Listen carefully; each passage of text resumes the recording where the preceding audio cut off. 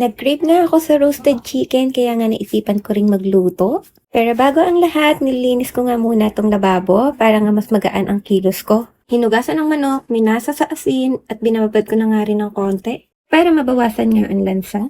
At habang nagluluto nga, isinabayan ko na nga muna ng almusal dahil maaga pa nga iyan. Naghiwa na rin ako ng mga ricado para sa marination na gagawin ko. Dahon ng sibuyas, luya, butter, nor chicken cubes nga lang pala ang mga pangunahing ingredients ng marination na ginagawa ko. At sinunod ko na nga ang pagpapainit ng kawali para tunawin ang butter at iba pang mga ingredients na ihahalo ko sa ating marination. Tinunaw ang butter, idinagdag ang nor chicken cubes at pati na ang rosemary at hinalo-halo ko nga lang hanggang sa matunaw at magkama-sama lahat. Pagkatapos nga ay pinalamig ko muna bago ko nga ilagay sa ating manok. Pinanlawan ko muna, tinanggal ang asin at saka tinusok-tusok para nga mas mabilis na absorb ng manok ang ginawa nating marination. At habang nga pinapatulo ko ang manok, lumabas muna ako para tingnan si Maria na nagdasayaw na nga sa sala. At may pa-intermission number pa nga ang bata, sabay tingin sa camera. Ahoy! Pagkatapos nga ng ilang minuto ay binalikan ko na nga ang manok dahil ito nga ay nakatulo na.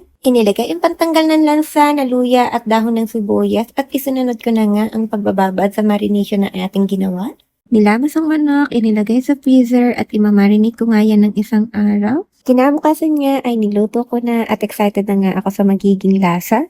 Wish ko nga lang talaga ay magustuhan ng aking mga anak lalo na ako daw ang best cooker para sa kanila. At ito nga ang reaksyon nila sa aking ginawang roasted chicken. Ayan nga at nakapila pa nga sila. Sulit nga talaga ang pagod at effort kapag ganito nga ang magiging resulta. At sa sobrang nagustuhan nga nila ay napadami pa nga ng kain ang mga bata. At yung isa nga ay napa-amazing pa.